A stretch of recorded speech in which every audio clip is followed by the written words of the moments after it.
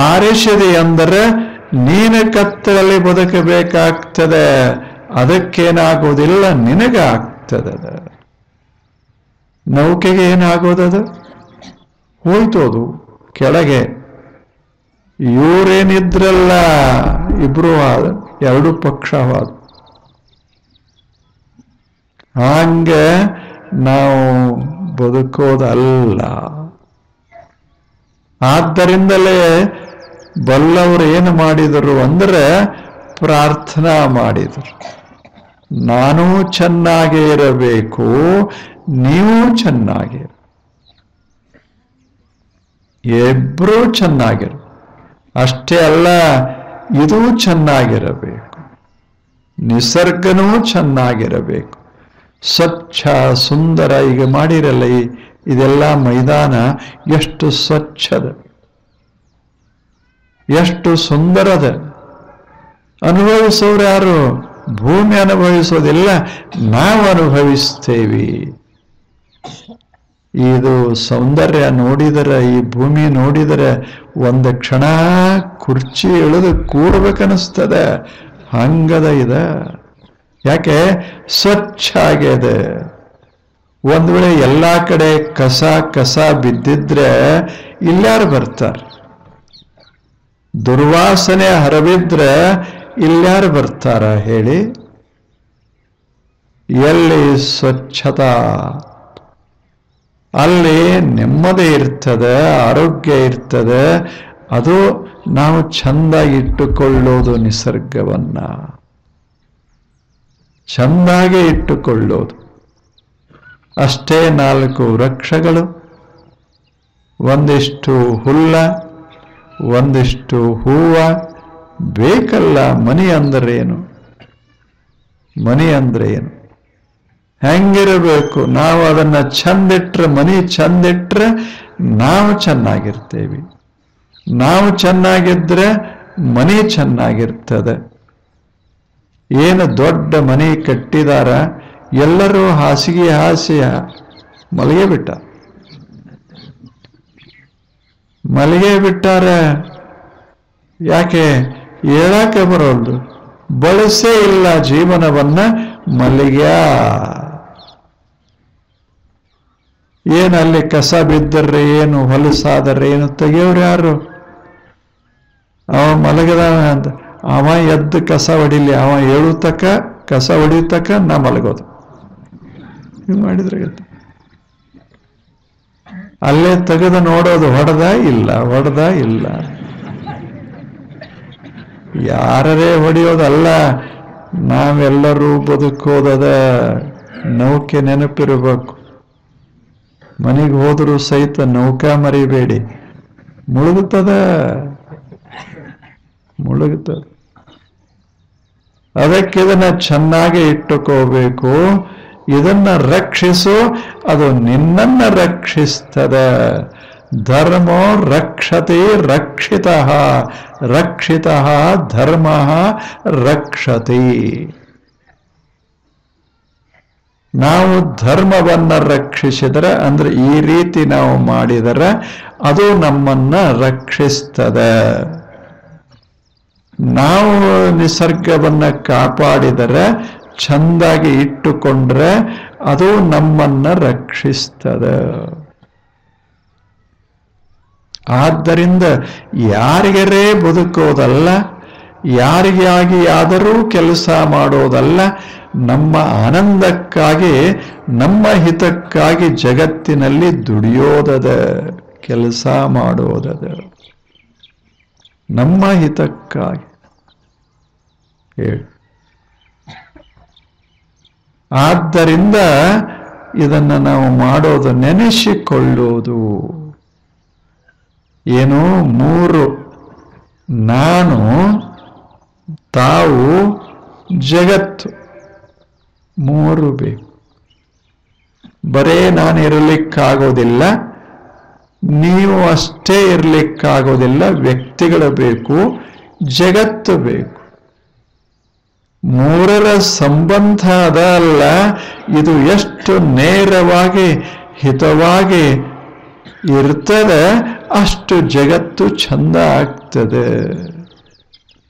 ಹಾಗೆ ನಾವು ಬದುಕೋದು.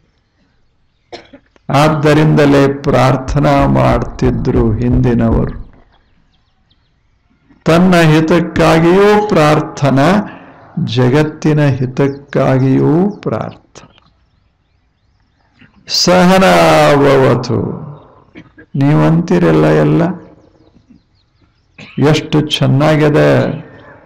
ಭಾರತೀಯರು ಅವಾಗ ಏನೂ ಇಲ್ಲದಾಗ ಹೀಗೆ ಪ್ರಾರ್ಥನಾ ಮಾಡಿದರು. ಸಹನಾವವತು ಸಹನೌ ಭುನಕ್ತು ಸಹ ವೀರ್ಯಂಕರವಾವಹೈ ತೇಜಸ್ವಿನಾವಧೀತಮಸ್ತು ಮಾ ವಿದ್ವಿಷಾವಹೈ.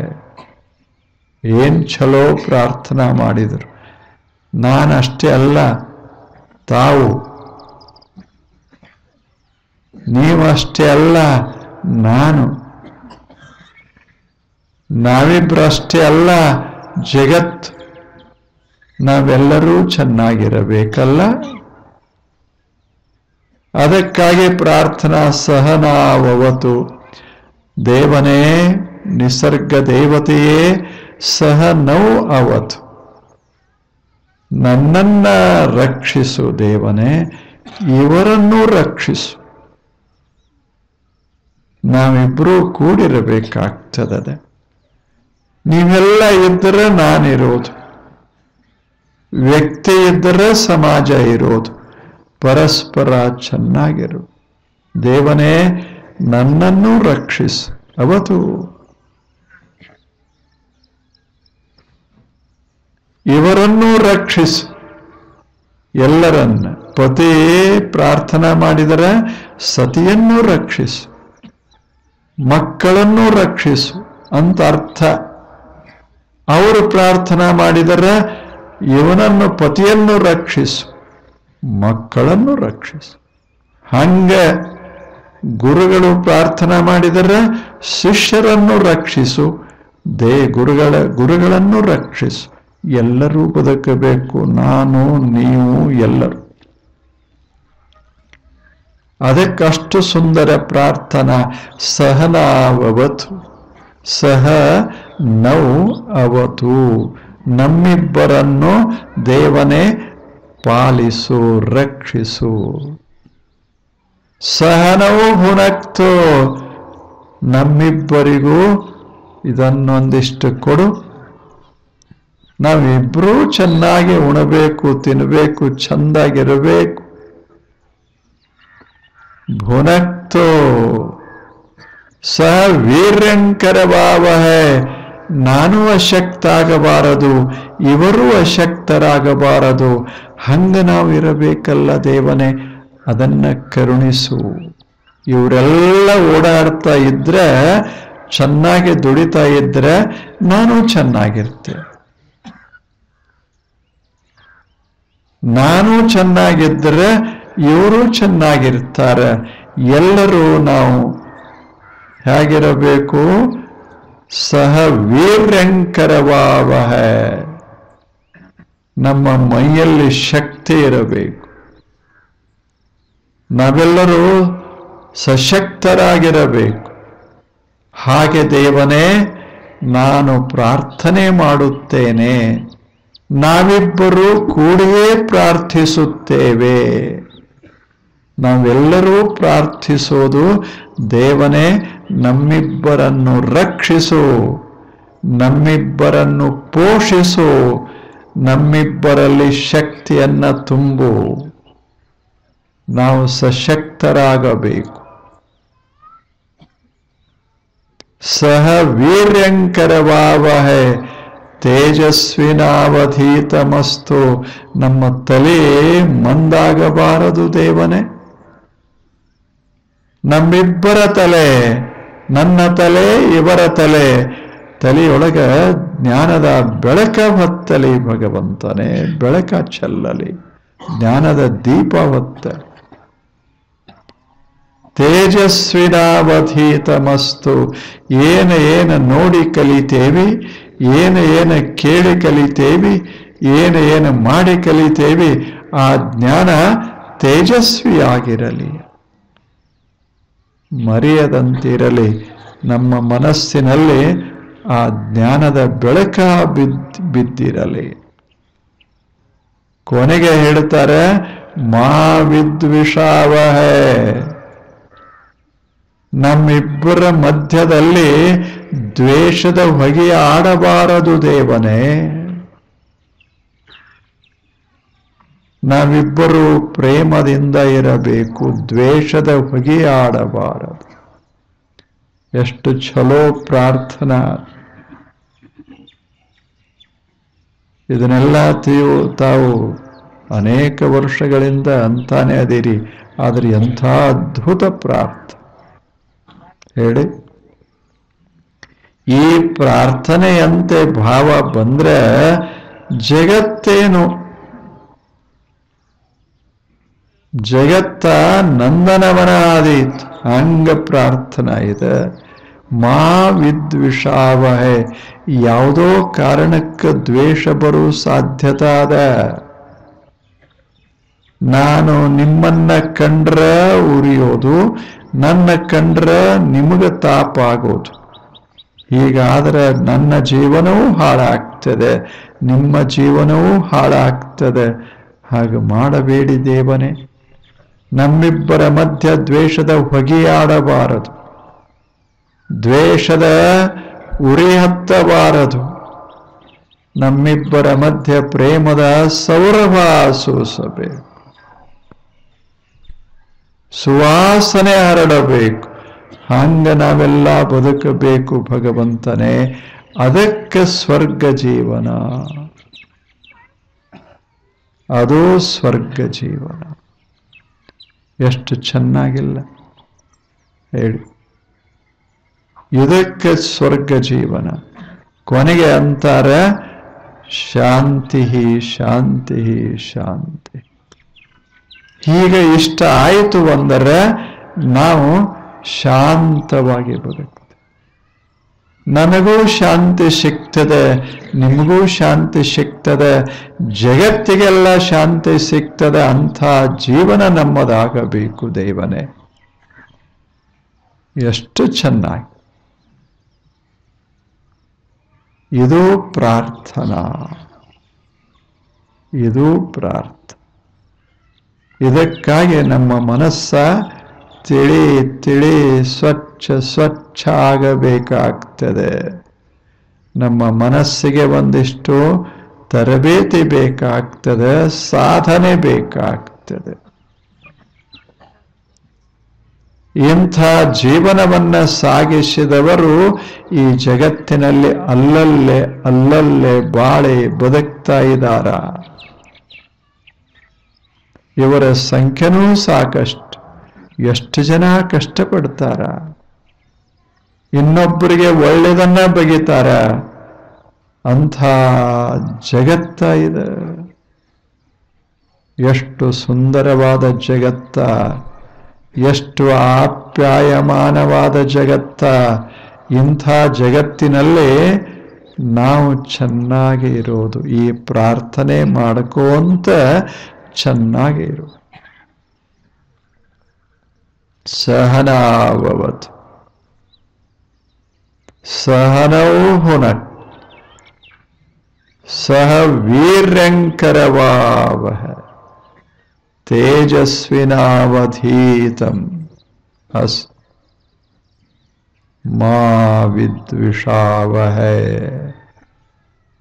ಯಾವ ರೀತಿಯಿಂದಲೂ ದ್ವೇಷ ಬರೋದು ಬೇಡ.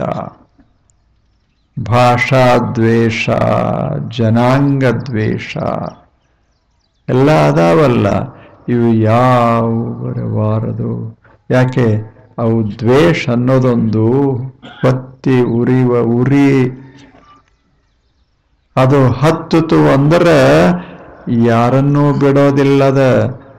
ಉರ್ಯಾಕ್ ಶುರುವಾಯಿತು ಅಂದ್ರೆ ಎಲ್ಲವನ್ನ ನಾಶ ಮಾಡಿ ಬಿಡ್ತದೆ. ಅಂಥ ದ್ವೇಷ ಅದು ಹೋಗ. ಮನೆಗಳಲ್ಲಿ ಮನೆಗಳಲ್ಲಿ ವ್ಯಕ್ತಿಗಳಲ್ಲಿ ಇದು ಆಡಬಾರದು. ಈ ಹೊಗೆ ಆಡಿತು ಅಂದ್ರೆ ಏನಾಗ್ತದೆ?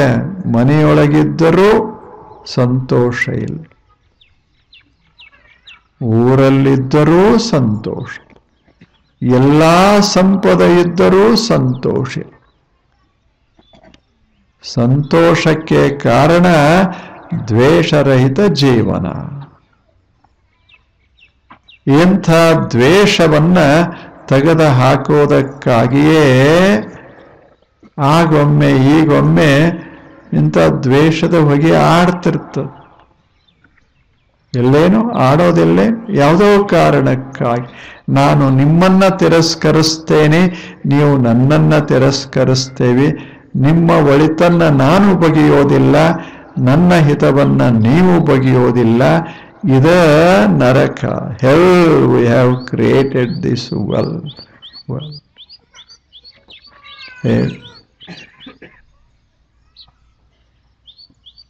ಇದು ಜೀವನ ಕೆಡಿಸೋದು.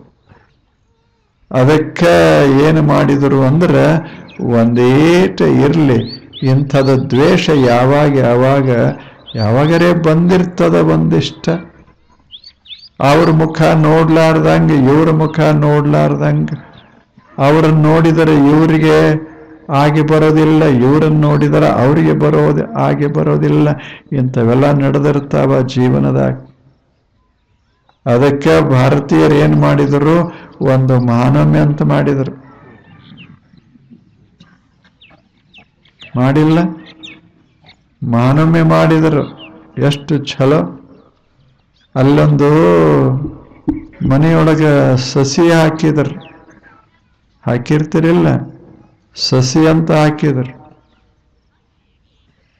ಅದು ಒಳಗೆ ಅಲ್ಲೊಂದು ದೀಪ ಹಚ್ಚಿದ್ರು. ಆ ದೀಪದ ಬೆಳಕಿನಾಗ ಸಸಿ ಬೆಳಿಬೇಕು.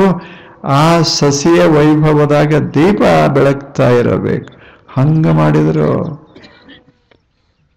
ಹಾಗೆ ಮಾಡಿದ್ರು. ನಿಮ್ಮಷ್ಟಕ್ಕೆ ನಿಮಗೆ ಬೆಳಿಲಿಕ್ಕೆ ಬರೋದಿಲ್ಲ, ದೀಪ ಬೇಕಾಗ್ತದೆ, ಅದರ ರಕ್ಷಣೆ ಬೇಕಾಗ್ತದೆ. ಹಾಗೆ ಮಾಡಿದ್ರು. ದ್ವೇಷ ಒಮ್ಮೊಮ್ಮೆ ಸುಳಿದಾಡ್ತದ, ಕೆಡಿಸ್ತದ ಬಾ ಅಂತ ತಿಳ್ಕೊಂಡು ಬಂಗಾರ ಹಂಚಕ್ ಶುರು ಮಾಡಿದ್ರು. ಇಲ್ಲೇ ಕೊಡೋದು ಬರೀ ಒಂದಿಷ್ಟು, ಅದೇನು ಎಲಿಗಳಷ್ಟೇ, ಆದರೆ ಕೊಡೋ ಭಾವ. ಯಾರಿಗೆ ಕೊಡೋದು? ಯಾರ ಆಗಿ ಬರೋದಿಲ್ಲ ನಮಗ.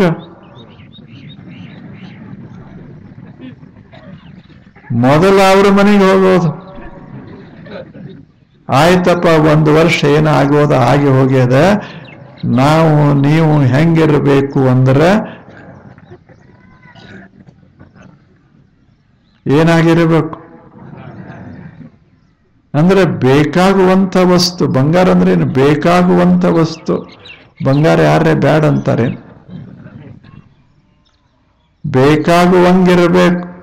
ಬಂಗಾರ ಹೆಂಗ ಎಲ್ಲರಿಗೆ ಬೇಕಾಗ್ತದೆ, ಹಂಗ ನಾವು ಎಲ್ಲರೂ ಬೇಕಾಗುವಂಗಿರಬೇಕು. ಹಾಗೆ ಒಂದು ಯುಕ್ತಿ ಮಾಡಿದರು. ಮೊದಲು ಹೋಗಿ ಅದನ್ನ ತಿದ್ದುಕೊಳ್ಳಿ, ಮಿತ್ರರಾಗೋದು, ಆ ಬಳಿಕ ಸ್ನೇಹಿಗಳಾಗೋದು, ಪರಸ್ಪರ ಹಿತೈಷಿಗಳಾಗೋದು. ಹಂಗ ಬದುಕೋದದ, ತಿದ್ದುಕೊಳ್ಳೋದದ. ಏನೋ ಅಪ್ಪಿ ತಪ್ಪಿ ಮಾತಾಡಿ ಮನಸ್ಸು ಕೆಡಿಸಿಕೊಂಡಿರ್ತೇವೆ. ಏನೋ ಮಾಡ್ಲಿಕ್ಕೆ ಹೋಗಿ ಮನಸ್ಸು ಕೆಟ್ಟೋಗಿರ್ತಾವ. ತಪ್ಪು ತಿಳುವಳಿಕೆಯಿಂದಲೂ ಕೆಟ್ಟೋಗಿರ್ತಾವ. ಏನಾದರೂ ಕಾರಣ ಇರಲಿ, ಆ ದಿವಸ ಹೋಗಿ ಕೊಡೋದು. ಮತ್ತು ಮತ್ತೊಂದು ದಿವಸ ಕೊಡಕ್ಕೆ ಹೋದ್ರೆ ಸಂಶಯ ಬರಕ್ಕೆ ಶುರುವಾಗ್ತದೆ. ಏನೋ ಮಾಡ್ಕೊಂಬಂದಾನ, ಏನೋ ಮಂತ್ರ ಪಂತ್ರ ಮಾಡ್ಯಾನ. ಅದು ಆ ವಿಜಯದಶಮಿ ದಿವಸ ಮಾಡಿದ್ರೆ ಅದಕ್ಕೆ ಬೆಲೆ ಅದ. ಇದೊಂದು ಅವಕಾಶ. ಸುಮ್ಮನೆ ಎಲ್ಲರನ್ನ ಮತ್ತೆ ಎಲ್ಲರ ಮೈತ್ರಿ ಕಟ್ಟಿಕೊಳ್ಳುವುದು. ಮನೆಯೊಳಗೆ ಏನೋ ಆಗಿರ್ತಾವ, ಹೆಂಡತಿ ಪತಿ ಪತ್ನಿ ಮಕ್ಕಳಲ್ಲಿ ವಿರಸನೂ ಆಗಿರ್ತಾವ.